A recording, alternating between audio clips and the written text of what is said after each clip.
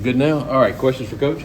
Hey, Coach, so a few weeks ago, you guys were coming in answering a lot of questions after the South Carolina game and responded well against Georgia as far as the defensive side of the ball goes. Had a very strategic game plan. How are you guys approaching this week against Ole Miss with another high-powered offense, but a different style? Yeah, it's just another challenge. It's another week. We're going to have a lot of these throughout the year. And so, the goal is, just like we talked about going into you want to go into every game, but, we specifically talked about going to the Georgia game. It's just that focused execution all the way through practice, in the meeting rooms, take it out, unwavering effort, and take it series by series. We did that in Georgia. I thought we did a nice job sort of carrying that over last week against Ohio. We need to continue to do that. It's going to be a tough environment. We were down there 2 years ago. We understand, you get up, it's 11 o'clock Central Time. You got to get geared up and ready to rock and roll. So I think the guys, understand the challenge, when it's 670 yards a game, 55 points, 420 in the air, 250 on the ground.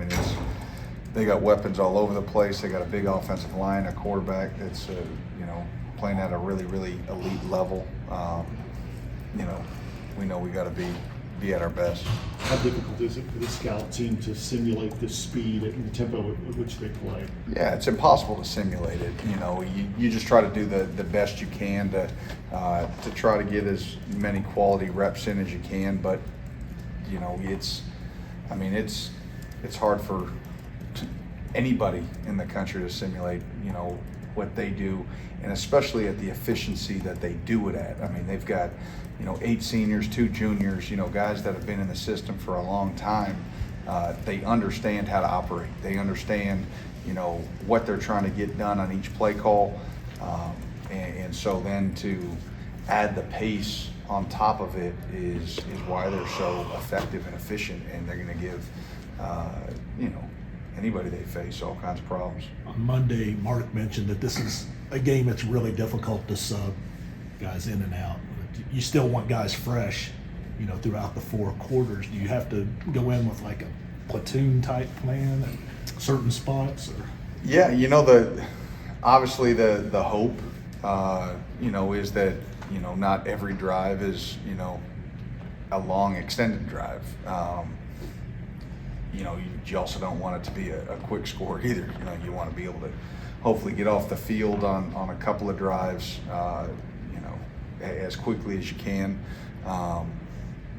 The one thing I tell the defense all the time is, hey, listen, even if they go on a 10-play drive, it may only be 2 minutes and 30 seconds. So, you can do anything for 2 minutes and 30 seconds full speed. Your tongue might be hanging out, and you may need the next series off, but they got to rock and roll. It is what it is.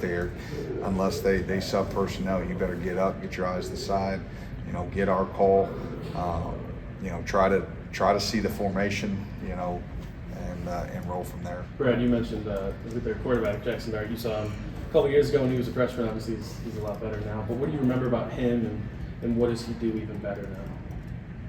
Yeah, I remember him being a talented young player back when we played him in 22. But right now, he's a completely different sort of animal in terms of you can see the confidence in which he's playing. He knows exactly where he wants to go with the ball. Does a great job pre-snap, understanding what he's about to get. Understands, okay, when he wants to take that shot, his ball placement, his deep ball placement is high level. He throws such an easy ball to catch. I know the receivers must love, playing with him and for him. Again, when you have ball placement and touch, that's a receiver's best friend. And then you tag on his ability to run and be mobile. That's an O-line's best friend. So I'm sure he's got a lot of friends. Mark said Monday that Dave Wren is probably redshirting this point. How do you feel about the other young guys inside in terms of depth there, if he is able to use this year to get stronger? Yeah, that's part of the part of this process is growing youth and young guys, and in Javon and Grant, they're coming along, and you know, this is a big moment for them. Obviously, you know, feel really good about Pop and D-Jack and Alex, and so you know, I think we'll be, you know, we're going to be fine. Coach, you guys had some, in the South Carolina game, you had some, you know, just a couple plays where the coverage broke up and they got behind the safeties there. And you guys talked about that you would respond to that, and you did in the Georgia game. What's the conversation with those guys in the secondary this week? Because you know that Ole Miss is going to be throwing the ball a lot. Yeah, I mean, obviously, you know, anytime you give up big plays over the top, it changes games. And, you know, there's a lot of pressure on those guys in the back end because if they make a mistake, there's nobody there to fix them. So they have to play really, really well. But the entire defense has to play well. We saw what, you know, when you affect a quarterback, you know, what it does, you know, and we've talked about it, you know, ad nauseum for years. You know, the front and the coverage, they go together, right? If you can affect the passer, it makes it better in the back end. If you can get stickier, you can make them hold it for one more second, it makes it better for the pass rush. So both sides are going to have to play really well. We're going to have to do a good job of, you know, trying to create some turnovers. You know, we got the big one in 22 right before half that saved a field goal, and you know, kind of carried a little bit momentum into the locker room that sort of spurred things. And so turnovers are going to be huge. You know, red zone stops are going to be huge. They're super efficient there, but I don't think there's a single stat offensively this year that they're not efficient. So we know that there's going to be a challenge every step of the way, and you know, you can't look ahead. Like really, like every single drive, you just have to focus on that, put it behind you, move to the next one. Kind of play on that, the turnover thing. I thought it was interesting last week. JJ said that you guys been working on specific things to create turnovers and pick up balls, and he got a turnover. Have you guys emphasized that once again this week? Or? Yeah, I mean, that's something that we do before every practice. We have a turnover circuit that we do, and you know, sometimes those things show up, sometimes they don't. Like, you try to emphasize it, because usually a lot of times what you emphasize you know, comes to fruition. So you know, we try tips and overthrows and punch outs and all those things. You know, the big thing is obviously trying to, you know,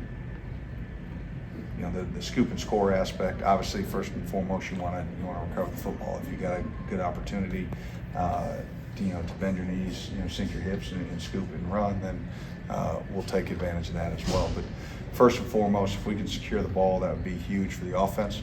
You know, and we've got to do a great job of, you know, not just stopping them, but if we can stop them early and create some, you know, positive field position for the offense, you know, and not always have them in a position where they're having to go the length of the field. Brett, how much, and you kind of touched on it a minute ago, but how important in a game like this, facing an offense like this, is it to shake it off? If they make a big play, they make a big play, and move on to the next play, and don't let things snowball on you. Yeah, you have to. And, you know, the thing about big plays, especially when you're on the road, that we have to do a great job in terms of minimizing them, is it's really a momentum crowd booster. And, you know, so if you give up a big play touchdown, you know, the crowd is electric. And then they kick the ball off, and now they're on defense with an electric crowd. It makes it even harder on your offense. And so we have to do our part to try to relieve some of that, you know, and but it's hard. I mean, I forget what the number is. It was something crazy in 4 games. I think they had like 93 plays over whatever it was, in double digits, and then Like 100 plays over 10 yards. Yeah, something 30 like that. over, almost 40 over 20. Yeah. So, I mean, you know, you pull that in your computer and you're looking at it, you're like, all right, what are the big plays that we have? Oh, well, wow, this is going to take me a while. And they can do it in so many different ways. You know, I think so many people focus on the passing, and the receivers are really, really good. And, you know, Trey Harrison, you know, and Juice, and, you know, Caden Lee in there, and Watkins, and the, you know, tight ends are good players. and obviously with the quarterback. But I think that running back, like people have really sort of overlooked how good he is. He is really playing at a high level in terms of getting downhill, making people miss on the second and third level. Really good feed. So you can't diminish how good they are in the run game, and how much they can just pop a big run on you in a hurry. Brad, what's impressed you the most about Steven Souls, and especially what makes him so effective on that the third down pass rush he seems to always be making plays on? Yeah, he's a twitchy, relentless, violent rusher. He loves contact. He just loves football. He's got sort of a Tasmanian devil type mentality to him, and that makes for a great pass rusher. So much isn't just winning clean. We talk about bloody rushes. So much in terms of pressure and sacks come from bloody rushes, and effort and strain. And he's got all that, but he's got that natural instinct of understanding a set, and then, hey, how do I adjust to the set? Hey, do I need to reduce my pad, push my shoulder through? Hey, is this a time where, hey, I can just beat him with my speed to the outside? Hey, did he overset? I can go inside, Some guys just have that, they're born with that innate instinct, and he's got it. Lane praised you guys and the defense and the challenge that they're going to face as well. Yeah, don't listen to that. He compared it though. He said playing you guys kind of like it feels like an NFL type defense where every yard is tough, and especially I think getting into the red zone. Well, What's this that? feels like we're going against the Super Bowl Rams. The Super Rams show on turf. So, I guess it's. Do you Obviously, enjoy the chess match show with somebody like that?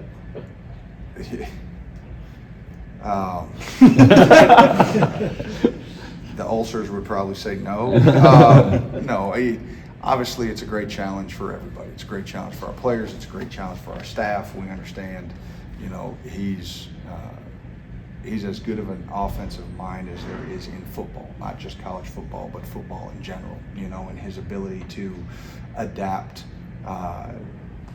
offensive schemes to be effective is unique and rare and special.